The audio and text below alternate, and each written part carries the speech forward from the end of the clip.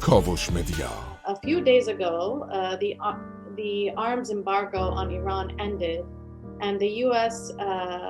struggled in its effort to extend it through the UN Security Council. With Iran free to buy and sell arms, how will this affect the strategic situation in the Gulf? Well, I think it affects it in a couple of different ways.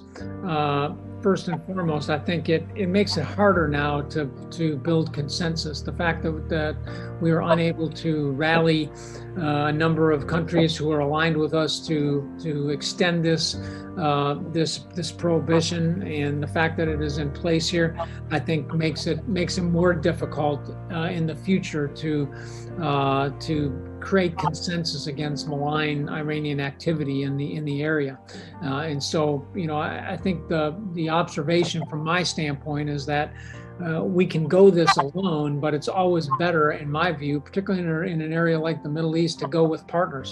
That with partnership comes added strength, comes consensus, comes the ability to really enforce things that are in our interest, in our common interest as we move forward.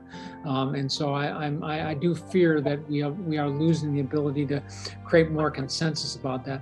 I think this has the potential to raise tensions in the region. And could, in some degrees, fuel an arms race, for example. I think one of the things that, is that I paid a lot of attention to over the course of my career, particularly the later part of my career when I was a commander and had troops obviously operating in this area on a long-term basis, was the increased capabilities of Iran, both qualitatively and quantitatively. And you look at their rocket missile capabilities, their air defense capabilities, these became very, very sophisticated. And Iran was actually able to pursue that even at a time when there were fairly severe sanctions and restrictions on them in terms of getting arms, and they were able to do that. I think we have to ask ourselves what happens now when they now have more ability to that, and what is the impact on that? That will create a fear on the other side of the Gulf. آنچه در مورد ما میگویند